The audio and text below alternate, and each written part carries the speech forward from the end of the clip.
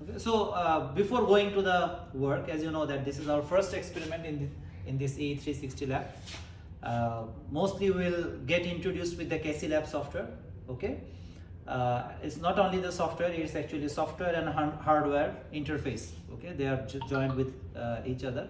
They're together, and using the Cassylab, we can easily take the recording when the circuit has any type of electrical machines. Okay, and whenever we use the Cassylab, it's much easy for us to take the recording, and also it is very safe because whenever we deal with the electrical machines, we know that we apply very high voltage, and the current flows is not like the normal circuit.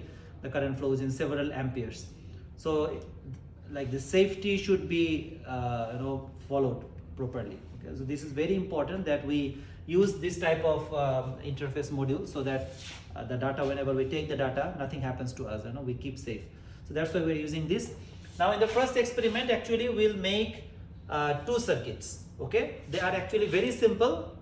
We can do the circuit, solve the circuits. We can build the circuit by using the normal resistor, inductor, capacitor, and measure the values by ammeter, voltmeter.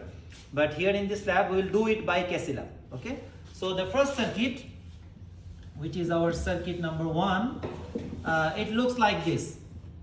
I showed you in the previous week as well that it is actually resistor is better. I put the resistor over here. It's the easiest circuit you can ever think of. Okay, this is a DC circuit. It is having a DC voltage source and a load. Okay, so the name of the load is RL. So what we will going to do, we'll measure the voltage here, VL, and we'll measure the current here, IL. Okay, this is what we'll do. But we'll do it through Cassylab. And remember what I said in the previous week, that in the Cassylab, we have actually, let me draw very quickly over here so that you can remember. Okay, in the Cassylab, actually we have a box called isolation amplifier.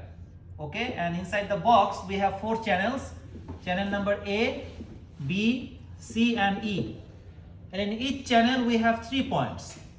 Okay, this is OA, this is IA, and this is UA. For channel number B, this is OB, this is IB, and this is UB. Okay, so when we want to measure a current, for example here, okay, let's first talk about voltage. When we want to measure a voltage, we know that we have to connect the voltmeter in parallel, right? Yes. Right? So, and here in the isolation amplifier, the voltmeter connection is coming from O and U. So for example, we want to measure voltage using channel number A. So what we have to do, we have to connect this point with OA and another point with UA. You understand? So what will happen, you see, like this OA and UA, whenever we'll connect it as a parallel to any branch, this will give us a voltage. Is it clear? Yes. This will give us a voltage. So that means from channel A, we will get the value of VL in the Cassylab. Okay? Now, the second step is to measure the current. We know to measure the current, we need to put the ammeter in series, right? Yes. We have to open the branch, put the ammeter in series. We all did these things in the circuit. So here in the Cassylab, the connection from O and I, this is actually ammeter. Okay. So if you connect from O and I, so you see O will come here and I will come here. So what will happen? This channel number B will give you the current IL. Is it clear? Yes. So always we use like this, and whenever we need to measure more currents and voltages, we'll use channel C and E and so on. Okay? Is it clear? Yes. Okay. Now this will be our circuit number 1, and in circuit number 2, whatever we will do is we'll deal with an AC circuit. Okay? So similar circuit, but instead of the DC source, it will be a single phase AC source, and the load will be R and parallel with an L. So an RL circuit. Okay, you can see RL circuit, and single phase AC. Okay. And one more thing, that there are two type of connection, there are two type of measurement we can take. Well, should I write over here? One is manual recording, another is automatic recording. What is the difference between them? In the manual recording, we take the recording manually by our own wish, like by pressing a button. Whenever we'll press the button, it will give us only one reading. Okay. Similar, like we took the reading in our circuit course or circuit lab. So we were just taking one reading or two reading or five readings, similar like that, right? So this is the manual recording. Automatic recording takes a lots of data, a bunch of data, to draw a perfect curve for you. So for example, it will take 100, 1000 data in maybe few seconds, and it will plot a curve for you. Okay, so this is your automatic recording.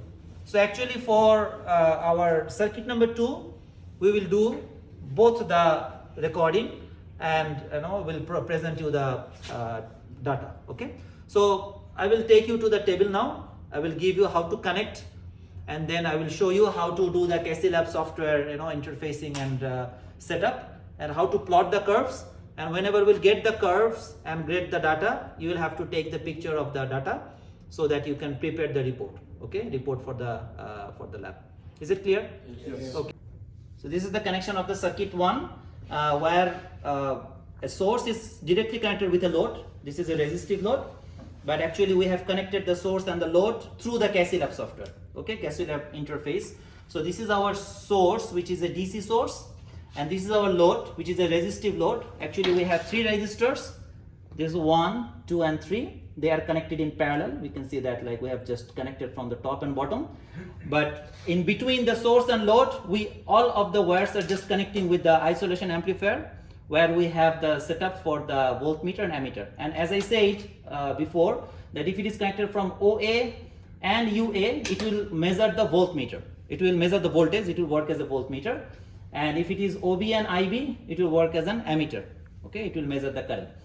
And here the connection between the isolation amplifier and the CASSY, the Profi CASSY is given, and here is the button which is taking all the data to the computer. Now I will show you how we need to do the Cassylab software setting. So this is our Cassylab software. Let me start from the beginning. So this is our Cassylab 2. So let's open it. Okay, we need to make sure that the light is on here. Sometimes if this light and these lights are not on, that means somewhere it is not getting connected. Okay, so we need to be careful. Now whenever I open the software, the first thing, can you see here? Yes. Okay, just follow me. Feel free to ask any question. Okay, because these things will be repeated in all the experiments. Okay, so whenever I open the software, can you see a screen came? Yeah. This screen is looking exactly same like this 2 boxes. Can you see? Yes. You see, like dot dot dot, 3 dots, here dot dot dot, 3 dots, and here 3 dots, here 3 dots. What does it mean? It means that this is just a replica of the Profi CASSY and sensor CASSY we have over here, right? So that means we need to activate those channels only which we are using here. Yes. Okay, so which channels we are using? Yeah. Actually the first one and the second one, A and B. Can you see? So that's why we need to activate these 2 channels. Okay, how to activate? Just click the first one, that means the top one. Click here, it will be activated like this. Okay, now we need to do some setting here, like what type of voltage we want to measure. We are connected with a DC source, right? Yes. Remember that whenever we deal with the DC supply, it will be always average value. It will be always average value. Okay, so we selected here average. And what type of recording? It should be manual recording. Done. Okay, so now the second one is this one. We need to activate. Click. This is already average value. So these 2 channels are activated. So we don't need this screen anymore. We close this one. Clear? Yes. So first step is activation. Second step is to tell the Cassylab software what measurement you are taking or you want to take. Now, as I said, that we want actually 2 measurements, right? One is load voltage, another is current, right? So we have to define all the parameters here. How to define them? You see, click on the calculator and click on the formula, press on new, this tab will open. So we'll write load voltage. So name is load voltage. Let's give a symbol. Symbol is VL. What is the unit? Volt or V, yes. So it starts from 0 to 100 volt. This is by default. Decimal places is 1. Okay. And here we have to write a formula. This is very important. You have to write a formula. What does it mean? What is this formula? You have to tell that which channel we are using to measure the voltage. Okay. So actually we are using this first channel, right? Yes. But Cassylab knows this channel by the name UA1. Can you see it is written here, UA1? Yes. So we have to write here UA1. Is it clear? Why we are writing UA1? Because the name of this channel is UA1 in the Cassylab. Yes. Clear? Yeah. Now there is one more thing. Can you remember the previous lab? I said that whenever we are measuring voltage, exactly. When we measure the voltage, that's because this is a big number. To make it a small, we divide by 100. Can you see here? This one is divided by 100. Okay? So we divided here by 100. So in the formula, to get the original value, we multiply with 100. Done. Okay? So this is the definition of the voltage. Now a new one. Click on the new. We need to write the current. Give it a name IL. Unit is ampere. From 0 to 100. Do you need 100? No. No, because the current is a small value. Let's give it 10. And as because the current is a small value, let's give a decimal range of 4 so that we can see it precisely. Okay? Now tell me what should be the formula. So the second one is this one. This is measuring you the current, right? Yes. Yes. What is his name? UB1. What is this name? UB1. UB1. So do we need to multiply with 100? No. No, because we did not divide there by 100. Right? Is it clear? Yes. Yes. Okay. Done. So both of our readings are ready to be taken. You see, like this is our VL. I brought it here. This is our IL. I brought it here. So this is 4 decimal place. That's why after 0 point, after point, there are 4 numbers. Okay. So this is actually the screen of the multimeter we used in EE213 lab. Remember? Yeah. In the 213 there is a screen. We saw the values. Okay. This is the screen. But actually we're doing it through the computer. Okay. So now we don't have here anything to do anymore. One more thing just left, which is to display our output. That means we want to plot voltage and current. Okay. So now you see we go to display. Click on new, add new curve. In the x-axis, it is n. N means number of measurement. And in the y-axis, you see this VL and IL is showing here because we have defined already. Okay. So we selected VL here. And another new one, we selected IL here. Now you see, now if you look carefully, everything is ready with us. What are the things you see? Like we can see VL from here. We can see IL from here, and this is plotting us the curve. You see in the x-axis we have number of measurement, and we have VL and IL also to measure. Clear? So all the things are ready now to take the data. Okay? How this has been opened. Okay. So now to take the data, we need to turn on the power supply, right? Are you with me? Yes, sir. Okay. So this is our power supply. Okay. Make sure before turning on the power supply always that it is in the 0 position. This is must because this has the maximum range of 250 volt. Okay, so if you suddenly turn it on but someone put it in maximum position, you know, like this may burn the fuse or something like that. So make sure that your voltage is in the 0 position. You turn this on. Bismillah. And now we will apply a voltage of, actually whatever I am doing, all the steps are written in the manual. All the steps, you know, but I know that's why I'm just not showing you the manual. 42 to 250, right? Huh? From 42 to 250. Yes, yes. So actually now we are in point number 14 of the manual. Okay. I have covered up to 13. Can you see, like whenever you reach 13, what it is asking? Ask your instructor to check your connection. Okay, so I am doing it, so there is no need to check anymore. So now we are in 14. It is asked turn on the variable DC supply and apply 60 volt DC. Okay, how much will apply? 60 volt. So just have a look. So we are applying the voltage here slowly, and we applied here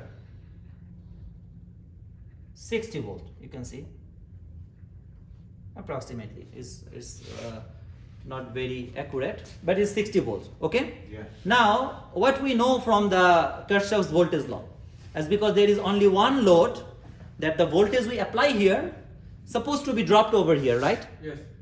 So if this is our 60 volt source, this needs to be VL needs to be 60 as well, right? Yes. But it is giving us 51 actually.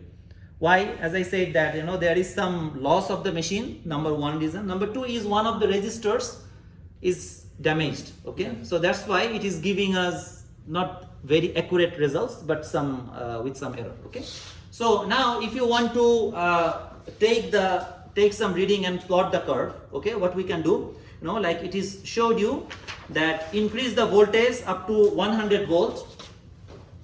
Okay, we'll increase it up to 100 volts.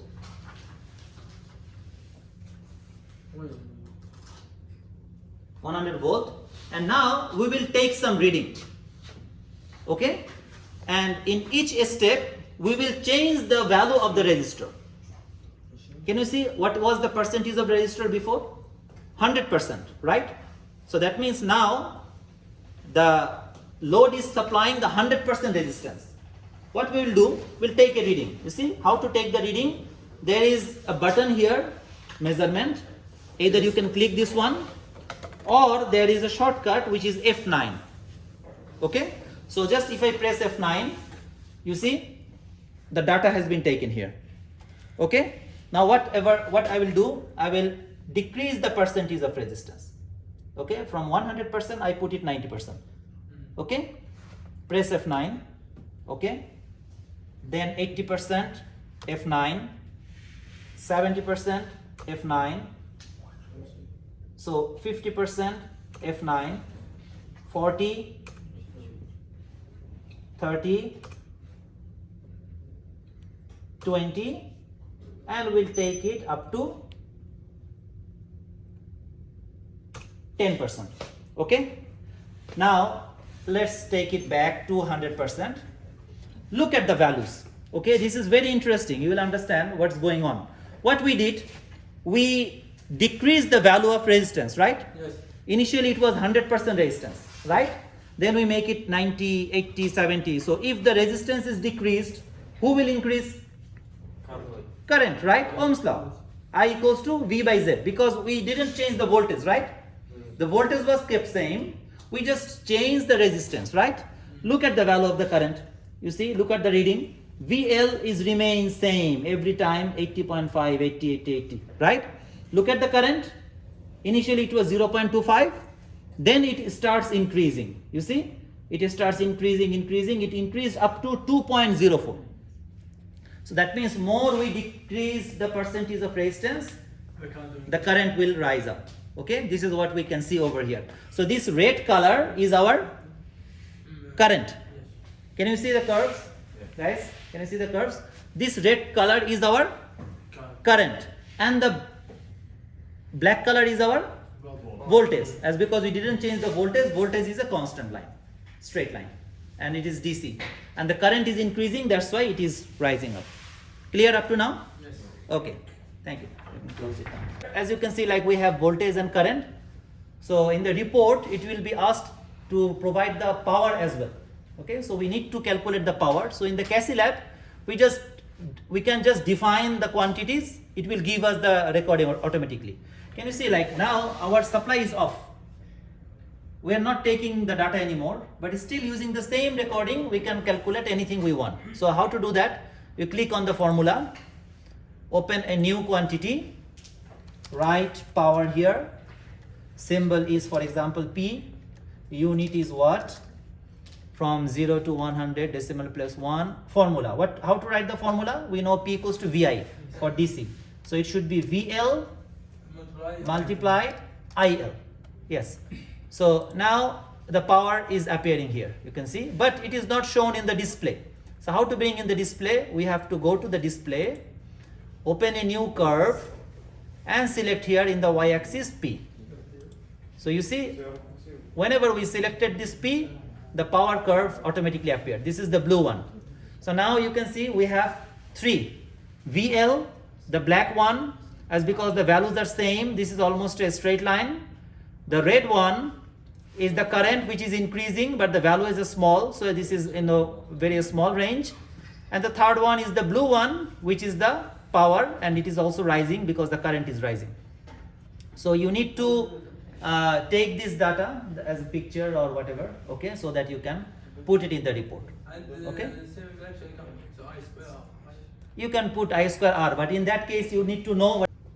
Okay, so we'll do the AC circuit now. Okay, AC circuit. So you can see the AC circuit. It is actually an RL circuit connected with a single phase AC source. Okay, this is our single phase AC source. You can see L1 and neutral. So before it was a DC. So plus will be converted into L1. So we'll just take it out from plus. Okay, this yellow color, and we'll take it to L1. This is our single phase or 3-phase supply. We'll just use L1 and neutral. And the second one, which is minus, you see it should be connected with neutral. So we have just connected with neutral. That's it. So the shift has been, the source has been shifted. Okay. This is first thing. Second thing is that we have to connect one inductor here. You see the inductor? Yes. How much is the value? 1.2 Henry, right? Yeah. So where is our 1.2 Henry? I will show you there. So you see this is our inductor. Okay. You see it has written, like the values are written over here. So 1.2 Henry is this one. Okay. So we will take the connection from 1.2 and from the ground. Okay. So this is our inductor. So we will just connect it as a parallel with the resistor. You see, as a parallel of the resistor. Doctor, we have only one resistor. Yeah, we have only one resistor, so we can just open from here. Okay, just make it easy. Okay, we don't need to be. So we can, if we just disconnect, it's now one resistor. Clear? Yes. Now the Cassylab, isolation amplifier, Profi-Cassie, these things are all same like before, isn't it? Yes. Isn't it? Okay. Now let's proceed to the software part. So the hardware part is clear. Okay. In the software part, what do you think? Will it be all same? No. Before, remember, when we started the Cassylab, we need to define that the data is DC or AC. Remember? Yes. I said that if it is DC, select average. Yes. If it is AC, we have to select RMS. So I have to select RMS values. Clear? Yes. Okay. Similarly, for the second, it is RMS. And you see, whenever I have select RMS, a new button has appeared. This is power factor, cos theta. So I have to click on the power factor also. You see? So whenever I am clicking the power factor, this power factor tab is appearing here. Before there was no power factor because it was DC, right? So this is one change. And I think there is nothing anymore. So what we can do, have you all taken the data? You have taken the picture, right? Yes. So now we will delete the measurement. Okay, you click the measurement, delete current measurement series. So we have removed all the measurement, right? Now we want to take the data again for the AC quantity. Now what they have said is to take the data for 100 volt, line to neutral voltage. Okay, so we turn it on, make sure that this is 0 position. Bismillah, we turn it on. Okay, and we increase it to 100 volt, line to neutral. Make sure that this is selected. You see which one we have taken, L1 and N, right? Yes. We're selecting here L1 and N, that means line 1 neutral. So this one needs to be selected L1 and N as well. You understand? Yeah. Okay, so we apply 100 volt. Okay, 100 volt, and then press F9 to take the reading. You see, press F9 to take the reading. Do you think the power is correct here? Is the power correct? Power. Remember which formula we wrote before? P equals to VI, right? Yeah. But is it the same formula now? No. What should be the difference? P equal VI Cos theta, right? Because this is AC, a cos theta term will come, right? Yeah. So that's why we'll go to power now. Go to power and write here cos theta. Do you know how to write cos theta? You have to write cos and. There is a short form of and. You see? And J1. This is cos theta. Okay? Cos and J1. This is actually cos theta. Okay? So it is written here is cos and J1. How to write cos theta. Okay? So whenever I have written cos and J1, you see the value has been changed now. This is actually our AC power. Clear, guys? Okay, so what we'll do? We'll again change the percentage of resistance from 100 to 90.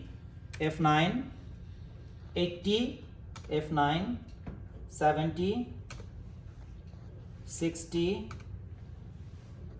40. Look at the current, it is increasing, right? 20, F9, and 10, F9. Okay, so can you see? These are the data we have taken for AC, and these are their corresponding curves. So let's take it back. Okay, go back to 0 volt, switch it off. So this is our AC part with manual recording. Okay, now you need to take the picture of this screen, and then the last step we are leaving with is actually the automatic recording. I will show you how to take the data automatically. Okay, before that you just come and take the data. We'll go for the automatic recording now.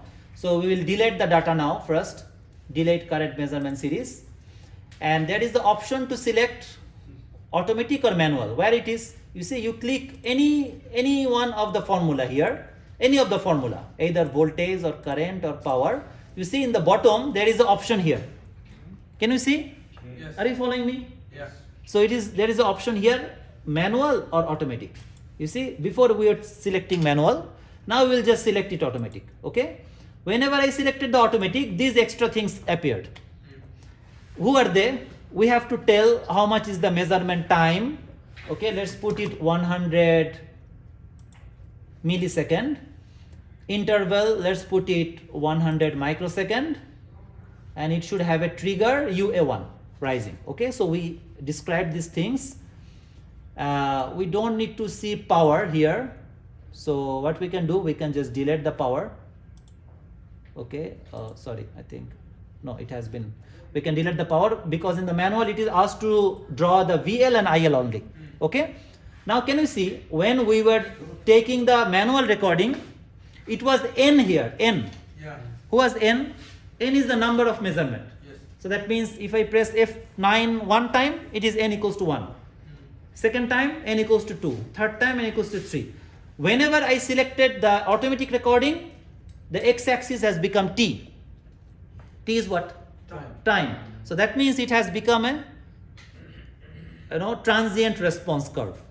So in the transient response, we put voltage, current or whatever in the y-axis, and in the x-axis is always time. Are you following me? Yes. Okay, so this is time now. You can see in the x-axis we have time, in the y-axis we have VL and IL. So now how to take the data? Again, we will just turn on the machine. Bismillah. Okay, apply 100 volt slowly. By the way, before applying any voltage, you bring the thing in front of your eyes. Why? Because so that you can see that if there is anything wrong, you can see that over here.